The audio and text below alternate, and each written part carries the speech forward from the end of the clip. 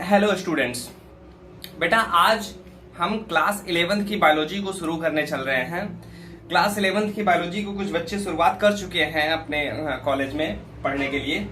इसमें बेटा बहुत सारी कुछ व्हाट्सएप पे मुझे क्वेश्चन भी आ रहे थे, तो मुझे लगा कि क्लास 11th को भी शुरू करना चाहिए। अब तक तो हम क्लास 12th का ही कंटिन्यू कर रहे थे। आज क्लास 11th में जो एनसीईआरटी है, first chapter the living worlds, इसको इससे हम इस बायो के इस फर्स्ट चैप्टर से हम इसकी शुरुआत करते हैं।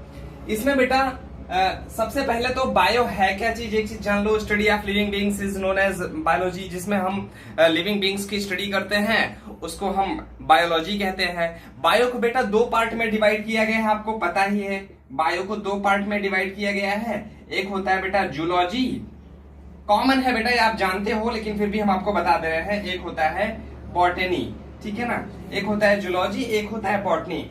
अब जो बायो होता है, बायो के जो फादर ऑफ बायोलॉजी है, ये कौन है आपको पता है? ये है बेटा अरस्तु हैं, आपको पता है इनके बारे में, ठीक है ना। अरस्तु। जूलॉजी के भी फादर जो है अरस्तु कहलाते हैं, और बॉटनी के फादर बेटा थियोफ्रास्टस कहलाते हैं, ठीक है बेटा।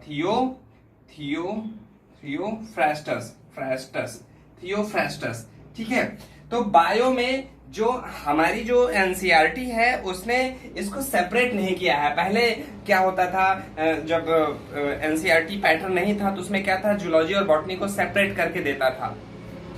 तो इस समय इसको सेपरेट नहीं है, इस समय दोनों को कंबाइंड करके बायोलॉजी को पढ़ाया जाता है, जो कि दोनों चीजें इसमें मिक्सअप है एनसीईआरटी में। तो इसको हम शुरुआत करते हैं आज। सबसे पहले बेटा जो आपका पहला चैप्टर है द लिविंग वर्ल्ड्स एनसीईआरटी का, लिविंग वर्ल्ड्स एनसीईआरटी से हम इसकी शुरुआत करते हैं। इसमें क्या क्या चीजें हैं हम इसको आज अच्छे से समझने की कोशिश करते हैं, ठीक है बेटा। अब लिविंग वर्ल्ड क्या चीज है? अब जीव जगत जिसे हिंदी में कहते हैं। लिविंग वर्ल्ड का मतलब ये होता है कि जैसे कुछ होता है कि दार्शनिक जीवन कैसे होता है, कैसे लाइफ होनी चाहिए, ये तो अलग चीज है। ये तो बेटा फिलोसॉफी में चला जाता है, इसको हम यहाँ पर डिस्कस नहीं करेंगे। हम बायोलॉजिकल पॉइंट ऑफ व्यू से, यानी टेक्निकल लिविंग वर्ल्ड को हम डिस्कस करेंगे कि लाइफ कैसे इवॉल्व हुई है, लाइफ कैसे बनी है, इनके कैरेक्टरिस्टिक फीचर क्या है, इसमें हम समझेंगे इसको, ठीक है बेटा। तो सबसे पहले समझ लेते हैं कि लिविंग क्या चीज है, व्हाट इज लिविंग। लिविंग में अब आपको पता है कि बेसिक चीजें कि लिविंग में बेटा एक मिनट बेटा, ये पहले लिविंग को क्या है, लिविंग समझिए। लाइफ क्या चीज है? लाइफ जैसे एक लाइन में अगर आप इसको डिफाइन करना चाहें तो life is a complex organisation of molecule that feature through metabolism, cellular organisation, consciousness और रिप्रोडक्शन और ग्रोथ। कि ये एक मॉलिक्यूलर ऑर्गेनाइजेशन होता है लाइफ का। अब ये मॉलिक्यूलर ऑर्गेनाइजेशन क्या चीज है? कुछ बायोमोलिक्यूल्स होते हैं बेटा। बायोमोलिक्यूल्स हम आपको इसी 11th के ही चैप्टर में आगे एक आपका चैप्टर है उसमें डिस्कस करेंगे कि वो बायोमोलिक्यूल है क्या चीज। इसी बायोमोलिक्यूल से मिल करके यहाँ पर जो कैरेक्टरिस्टिक्स ऑफ लाइफ को हमने नोट किया है, ये सारे घटना चक्र उसी बायोमोलिक्यूल्स के द्वारा ही वो होते हैं, यानी एक मॉलिक्यूलर ऑर्गेनाइजेशन होता है ये। तो बेटा व्हाट इज लिविंग थिंग्स आपको समझ में आया कि जिसमें ये सारी घटनाएं घटित होती हो उसी को हम लिविंग कहते हैं, ठीक है ना। एक ऐसा मॉलिक्यूलर ऑर्गेनाइजेशन हो जिसमें ये सारे के सारे इवेंट्स ऑपरेट होते हो, इसको हम लिविंग बीइंग्स कहते हैं, ठीक है। अब ये कैरेक्टरिस्टिक्स ऑफ लाइफ, ये जीवन का लक्षण है क्या चीज, क्या लक्षण है। जैसे बचपन से हमको पढ़ाया जाता है कि सजीव क्या है, सजीवों के लक्षण क्या हैं। तो इन सजीवों के लक्षण जो लिविंग बीइंग्स हैं, इनके लक्षण यहाँ पर हमने कुछ पॉइंटेड करके नोट डाउन किए हैं। यहाँ पर हम इसको दो पार्ट में डिवाइड किया है। एक होता है एक डिफाइनिंग प्रॉपर्टी होती है जो अब, और एक होता है बेटा डिफाइनिंग, हाँ, एक होता है डिफाइनिंग प्रॉपर्टी, एक होती है डिफाइनिंग प्रॉपर्टी नहीं होती है। दो चीज को समझिए। अब यहाँ पर कह रहे हैं कि डिफाइनिंग प्रॉपर्टी एक में होती है, एक में डिफाइनिंग प्रॉपर्टी नहीं होती है।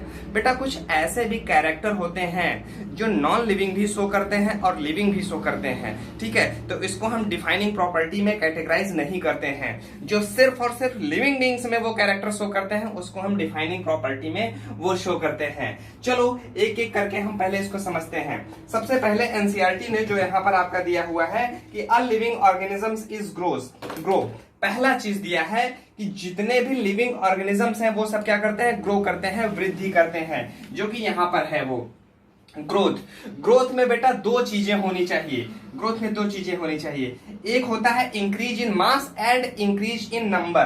पहला चीज है बेटा increase in mass, mass and क्या होता है इंक्रीज इन नंबर। ठीक है ना बेटा, नंबर। अब ये ग्रोथ और रिप्रोडक्शन दोनों चीजें होती हैं। अब इसी दोनों में समझना बेटा, ग्रोथ क्या होता है, ग्रोथ में इंक्रीज इन मास होता है और रिप्रोडक्शन में इंक्रीज इन नंबर होता है। ठीक है ना। ये जैसे आप इसको थोड़ा सा और डिटेल में हम इसको समझते हैं कि रिप्रोडक्शन में इंक्रीज इन नंबर होता है, ग्रोथ में भी नंबर होता है। कैसे इसको समझते हैं कि जैसे बेटा मल्टी सेलुलर ऑर्गेनिजम्स जो होते हैं, जैसे आप क्या हो, हम क्या हैं, और जितने भी आप कॉमनली जिन जीवों को आप देख सकते हैं, ये सबके सब क्या है, मल्टी सेलुलर ऑर्गेनिजम्स हैं। सारे के सारे मल्टी सेलुलर ऑर्गेनिजम्स आप देख रहे हैं कि वो ग्रोथ कर रहे हैं। जितने भी लिविंग बींग्स हैं ये ग्रोथ क्यों कर रहे हैं, क्योंकि इनकी जो यूनिट होती है सेल, वो सेल कंटिन्यू डिवाइड कर रही होती है। इसकी कंटिन्यू डिवाइड होने की वजह से इनकी बॉडी ग्रोथ कर रही है। यही ग्रोथ होना क्या कहलाता है बेटा, इंक्रीज इन मास। ठीक है ना, इंक्रीज इन मास कहलाता है। लेकिन अब सवाल ये उठता है कि जो यूनिसेलुलर ऑर्गेनिजम्स हैं, बात समझिएगा, जो पहले तो मल्टी सेलुलर समझ में आया कि वो इंक्रीज इन मास हो रहे हैं, दैट्स गुड, ठीक है ना। लेकिन जो यूनिसेलुलर ऑर्गेनिजम्स हैं, यूनिसेलुलर ऑर्गेनिजम्स में वो क्या है, एक ही सेल के तो है ना, उनका ग्रोथ क्या होता है, उनका तो जो है मास तो बढ़ता नहीं है, बस उनकी सेल की साइज जो है थोड़ी सी बढ़ जाती है, लेकिन वो सेल कंटिन्यू बढ़ते नहीं है, डिवाइड होकर के वो उनका नंबर ऑफ सेल्स तो बढ़ता नहीं है। तो क्या होते हैं, जैसे मान लेते हैं पैरामीशियम को आपने देखा है, तो पैरामीशियम दो पार्ट में यहां पर डिवाइड हो जाता है तो यूनिसेलुलर। तो इनका क्या हुआ, इनका बेटा क्या हुआ, इनका नंबर बढ़ा है। ठीक है ना। तो अगर मल्टी सेलुलर ऑर्गेनिजम्स अगर डिवाइड करते हैं तो उनका इंक्रीज इन मास होता है, और यूनिसेलुलर ऑर्गेनिज्म सेल डिवाइड करते हैं तो इंक्रीज इन नंबर होता है। क्लियर बेटा, ठीक। हाँ बेटा, ये डिफाइनिंग प्रॉपर्टी क्यों नहीं कहलाती है, बात समझिएगा कि ये जो ग्रोथ होता है can not be taken as defining property. क्यों इसको डिफाइनिंग प्रॉपर्टी नहीं कहेंगे, ये तो समझ में आया ग्रोथ क्या होता है। हाँ, एक चीज और ध्यान दीजिएगा कि जो इंक्रीज इन मास होता है लिविंग ऑर्गेनिजम्स में, ये इंटरनल होता है बेटा, यानी अंदर से इनका मास बढ़ेगा, वेट बढ़ेगा। ठीक है ना। अगला सवाल ये कि ये डिफाइनिंग प्रॉपर्टी क्यों नहीं है, बात समझिएगा बेटा कि जो ये ग्रोथ है डिफाइनिंग प्रॉपर्टी क्यों नहीं है। अब आप जैसे देखते हैं कि जैसे होता क्या है कि माउंटेन होता है, रिवर होता है, या फिर जो भी चीजें हैं, कोई भी पत्थर होता है, उस पे चट्टान जो भी है, रॉक्स वगैरह हैं, बोल्डर्स वगैरह हैं, इनकी क्या होता है, इनके ऊपर धीरे धीरे धीरे धीरे एक लेयरिंग जमती चली जाती है और इनका भी ग्रोथ होता है, इनकी भी साइज बढ़ती चली जाती है। तो क्या होता है, तो अब आप ऐसे कॉमनली समझ सकते हैं कि माउंटेन की भी, जैसे एवरेस्ट की भी साइज हर साल बढ़ती है। ठीक है। और जो बोल्डर्स हैं इनकी भी साइज बढ़ती रहती है, अगर ये एक स्थान पर स्टेबल रहे, अगर इस पे रबिंग ना हो, घिसे ना, तो ये क्या होता है, इनका मास कंटिन्यू बढ़ता रहता है। तो इस वजह से ये लिविंग बीइंग्स की डिफाइनिंग प्रॉपर्टी नहीं होती है। अब सवाल ये कि इनमें और इनमें क्या अंतर होता है, यानी लिविंग और नॉन लिविंग में number of increase of mass. बात को फिर से समझिएगा बेटा कि जो डिफाइनिंग प्रॉपर्टी होती है, ये जो डिफाइनिंग प्रॉपर्टी नहीं है ग्रोथ में, तो ये तो लिविंग और नॉन लिविंग के बीच की कहानी तो आपको समझ में आई कि क्यों डिफाइनिंग प्रॉपर्टी नहीं है। लेकिन सवाल ये है कि इन दोनों में कोई अंतर है कि नहीं है। जी हाँ, एक अंतर है, जिसके पहले जो मैंने बताया आपको कि क्या था वो, कि जो बेटा लिविंग बीइंग्स हैं उनमें इंटरनल इंक्रीज ऑफ मास होता है, और जो नॉन लिविंग बीइंग्स हैं उसमें एक्सटर्नल ग्रोथ ऑफ मास होता है। बेटा बात को समझिए, जैसे मैंने कहा कि ये एक चट्टान है, ये एक रॉक्स है, रॉक के ऊपर यहां पर एक लेयर जमी, फिर अगली एक लेयर जमी, फिर अगली एक लेयर जमी, तो ये क्या हो रहा है, एक्सटर्नल ग्रोथ हो रहा है इसका। लेकिन जो लिविंग बीइंग्स, जो आपकी जो बॉडी है, ये कंटिन्यू आपकी यहां पर ये ग्रोथ कर रही होती है। ठीक है बेटा, ये समझ पाए आप। चलो, इतनी चीजें आपको समझ में आई। अब हम आगे चलते हैं बेटा रिप्रोडक्शन प्रोसेस पे। ठीक है ना। रिप्रोडक्शन प्रोसेस क्या चीज है, मतलब कि ये रिप्रोडक्शन क्या चीज है। एक मिनट। रिप्रोडक्शन को बेटा हम ऐसे समझ सकते हैं कि जो भी लिविंग ऑर्गेनिजम्स होते हैं अपने सिमिलर प्रोजेनी को प्रोड्यूस करते हैं। प्रोजेनी मतलब संतान। ऐसे ऑर्गेनिजम्स जो अपने समान संतान की उत्पत्ति करते हैं उन्हीं को हम रिप्रोडक्शन कहते हैं बेटा। रिप्रोडक्शन, ठीक है ना। री मतलब पुनः, प्रोडक्शन मतलब उत्पादन।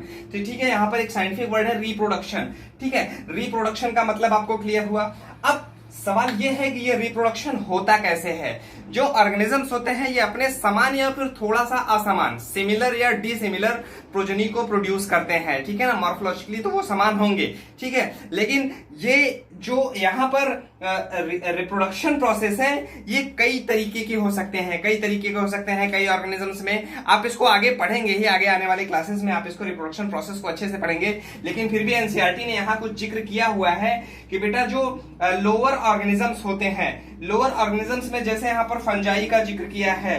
फंजाई क्या होता है कि कुछ एसेक्सुअल स्पोर्स बनाते हैं और उसके स्पोर्स फैल करके नए नए फंजाई का डेवलपमेंट कर लेते हैं। कुछ और लोअर ऑर्गेनिज्म जैसे ईस्ट और हाइड्रा हैं, ये बेटा बडिंग को शो करते हैं। बडिंग क्या चीज है, इन सब टर्म को बेटा आप सिर्फ जानते रहो, हम आगे आने वाले क्लास में पढ़ेंगे इसको। ठीक है ना, बहुत ज्यादा आप इस पे जोर मत दीजिएगा, क्योंकि हम बडिंग को समझने लगे, एसेक्सुअल स्पोर को समझने लगेंगे यहाँ पर, तो ये काफी लंबा हो जाएगा और काफी कॉम्प्लिकेशन हो जाएगा, क्योंकि हम रिप्रोडक्शन नहीं पढ़ रहे हैं, हम लिविंग्स को पढ़ रहे हैं। ठीक है ना, जब भी पढ़ते रहिए बेटा एनसीईआरटी को साथ में रखिए, जैसे मैंने रखा है। ठीक, जैसे प्लेनेरिया होता है, यहाँ पर प्लेनेरिया फ्लैट वर्म है, इसमें ट्रू रीजनरेशन देखने को मिल रहा है। रीजनरेशन का मतलब होता है क्या बेटा, ये ऑर्गेनिजम्स है, इसको यहाँ से काट दो, दो टुकड़े हो जाए, और दो टुकड़े के बाद ये दो ऑर्गेनिजम्स को यहाँ पर ये जनरेट कर सके, इसी को क्या कहते हैं बेटा, रीजनरेशन कहते हैं। ये चीजें कई फिलामेंटस एल्गी वगैरह में भी देखने को मिलता है, जिसको हम बेटा यहाँ पर जैसे ये चीजें अगली लाइन और है कि fungi the filamentous algae the protonema of mass and easily multiply by fragmentation. यहाँ पर फ्रेगमेंटेशन भी है। फ्रेगमेंटेशन का मतलब ये है कि जैसे ये कोई एक प्रोटोनीमा है मॉस का, या फिर एल्गी है, या फिर कुछ जैसे यहाँ पर कुछ फंजाई भी है, तो ये कई सारे पार्ट में यहाँ से ये टूट जाए, टूटने के बाद ये नए नए ऑर्गेनिजम्स, न्यू इंडिविजुअल्स ऑर्गेनिजम्स को डेवलप कर ले, इसको हम फ्रेगमेंटेशन कहते हैं। ठीक है बेटा, इतना आप इसको समझते रहो कि ये रिप्रोडक्शन के कई सारे मेथड्स होते हैं। जनरली 3 मेथड्स को आपको याद रखना है। एक होता है एसेक्सुअल रिप्रोडक्शन, एक होता है सेक्सुअल रिप्रोडक्शन, एक होता है वेजिटेटिव प्रोपगेशन।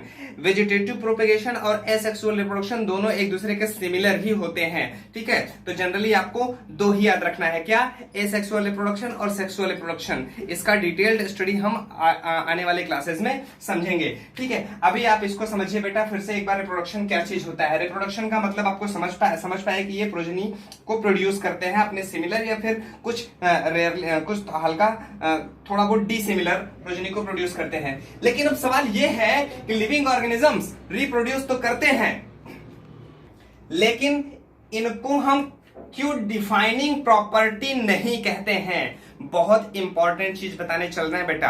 आप बायो पढ़ रहे हैं 11th में, आप बायो स्ट्रीम ले चुके हैं, तो आपका एम होना चाहिए कि हम मेडिकल प्रोफेशन में एंट्री करें। तो यहाँ पर मेडिकल लेवल की तैयारी अभी से शुरू कर दीजिए। जो यहाँ पर हम चीजें बता रहे हैं, ये एक एक पॉइंट बेटा आप एनसीईआरटी पढ़ते रहिए, नोट करते रहिए। एक एक पॉइंट मेडिकल के पॉइंट ऑफ व्यू से बहुत इंपॉर्टेंट है।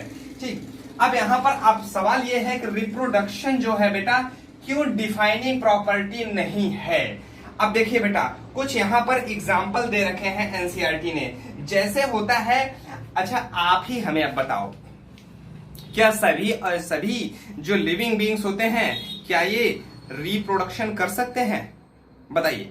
आप खुद ही देखोगे कि अपने आसपास कई सारे ऐसे मेल और फीमेल ह्यूमंस, जो भी ह्यूमंस हैं, ठीक है ना, कॉमनली मेल फीमेल्स जो हैं, ह्यूमन संतान की उत्पत्ति नहीं कर पाते हैं, उनके अंदर कुछ कमियां होती हैं। तो क्या वो इसका कैरेक्टरिस्टिक्स के लिए डिफाइनिंग प्रॉपर्टी हुई? नहीं हुई।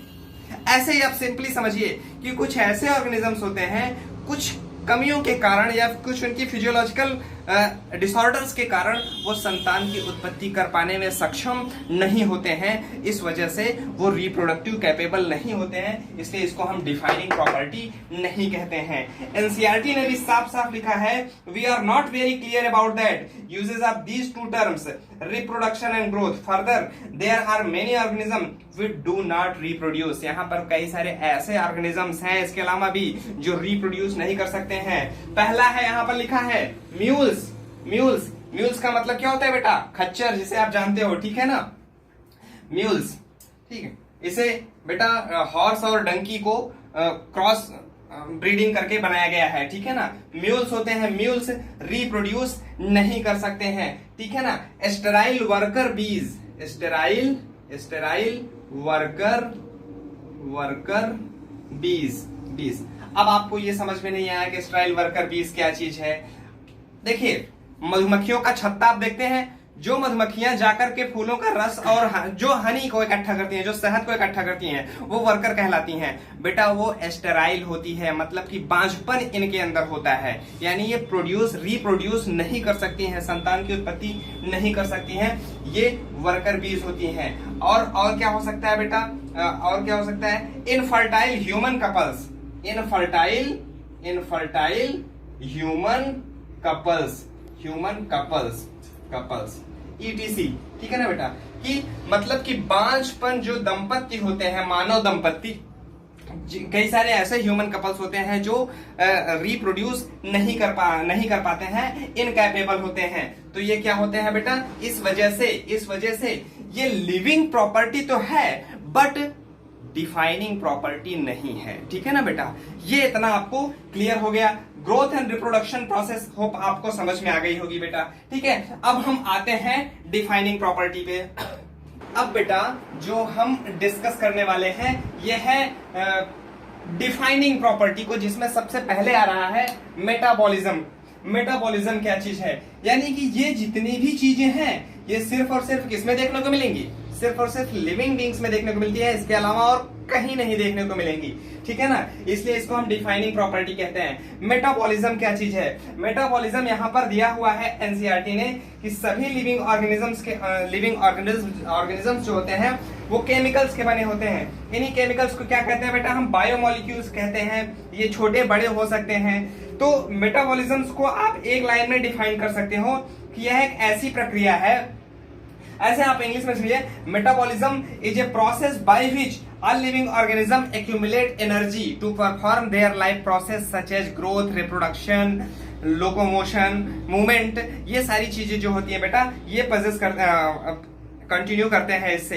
तो एक बार मैं फिर से बोल दे रहा हूं, नोट कर लो। Metabolism is a process by which all living organisms assimilate energy to perform various life process such as growth, reproduction, movement, etc। इसको याद रखिएगा बेटा, ठीक है ना। मेटाबॉलिज्म में क्या होता है कि कई सारे बायोमोलिक्यूल्स को लेकर के जोड़ा जाता है, जोड़ करके कॉम्प्लेक्स मॉलिक्यूल बनाया जाता है जिसमें एनर्जी खर्च होती है, ठीक है ना। मेटाबॉलिज्म को हम आगे समझेंगे, लेकिन ऐसे बेसिकली आप समझ लो मेटाबॉलिज्म जो होता है दो प्रकार का होता है। मेटाबॉलिज्म दो प्रकार का होता है, एक होता है एनाबॉलिज्म, एक होता है कैटाबॉलिज्म।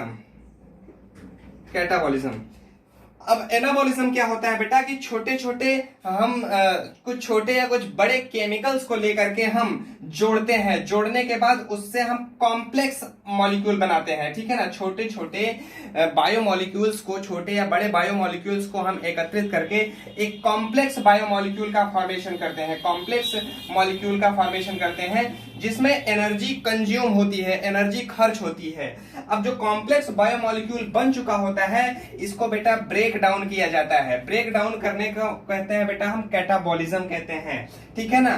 तो इसमें क्या होती है? एनर्जी रिलीज होती है। तो जो ये एनर्जी कैटाबॉलिज्म में जो बन रही है, ठीक है, कैटाबॉलिज्म में जो एनर्जी बन रही है इसी एनर्जी को ही हम वेरियस लाइफ प्रोसेस जो हमारी बॉडी के अंदर होती है उसी में ये एनर्जी यूटिलाइज की जाती है, इसी को मेटाबॉलिज्म कहते हैं। तो मेटाबॉलिज्म क्या है? एक प्रकार का केमिकल रिएक्शन है। तो केमिकल रिएक्शन कहां चल रही है? हमारी बॉडी के अंदर चल रही है। हमारी बॉडी में जो सेल्स है उस सेल के अंदर चल रही है।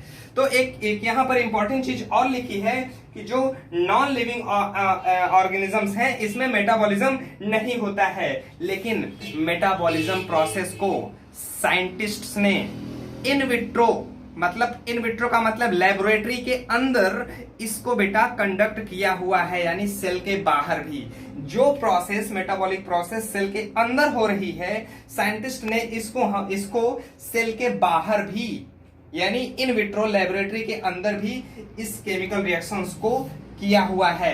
इस वजह से इसको आप ऐसा मत समझ लीजिएगा कि ये भी डिफाइनिंग प्रॉपर्टी नहीं हुई, ऐसा नहीं है बेटा, ये भी डिफाइनिंग प्रॉपर्टी हुई, लेकिन ये कर कौन रहा है? आप सेल्फ कर रहे हो, खुद लैब के अंदर कर रहे हो। इसलिए ये जो मेटाबॉलिक प्रोसेस है ओनली डिफाइनिंग प्रॉपर्टी है, सिर्फ और सिर्फ लिविंग बीइंग्स में चल सकती है। करेक्ट बेटा? ओके, अब आते हैं हम लोग किस पे?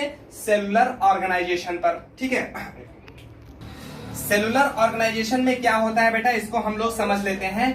देखो, सभी जितने भी लिविंग ऑर्गेनिजम्स हैं वो सब किसके बने हैं बेटा? सेल्स के बने हैं। ठीक है, वो चाहे यूनिसेलुलर हो या मल्टी सेलुलर हो, यानी सबके अंदर सेलुलर ऑर्गेनाइजेशन होता है और इनके अंदर सेल ऑर्गेनल्स होते हैं, जैसे न्यूक्लियस हो गया, प्रोटोप्लाज्म हो गया, मेसोसोम, कैप्सूल, ढेर सारी ऐसे भी जो सेल ऑर्गेनल्स हैं ये पाए जाते हैं।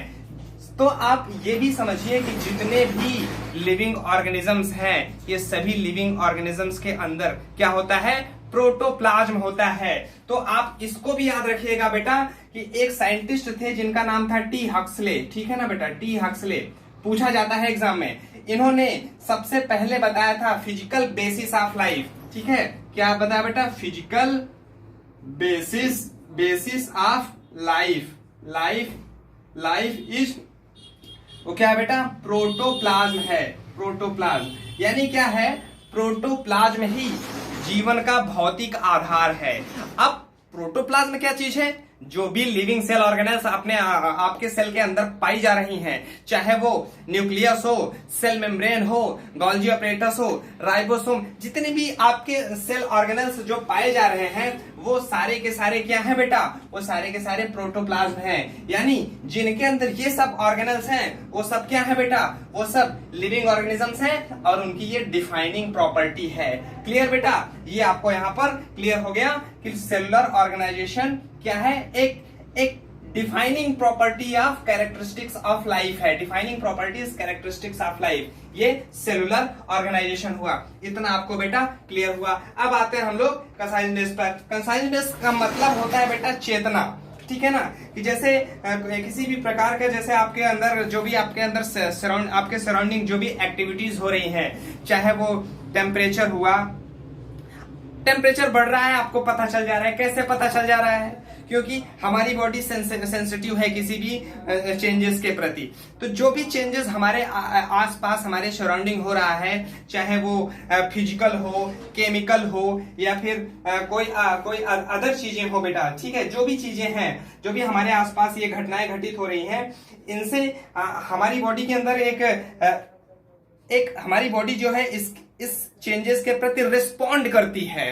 बात को फिर से समझ लीजिए बेटा कि जो हमारे आसपास जो हमारे सराउंडिंग जो भी चेंजेस हो रहे हैं, इसके प्रति हमारी बॉडी रिस्पॉन्ड करे, वो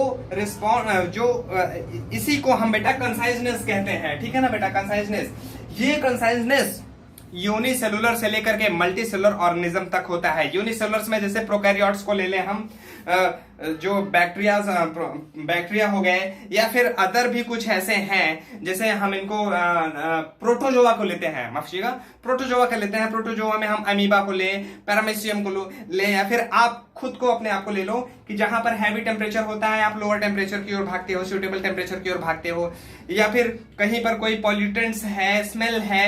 यानी हमारे पास जितने भी सेंस ऑर्गन हैं वो सारे सेंस ऑर्गन हमारे किसी भी एक्शन के प्रति रिएक्शन करती हैं।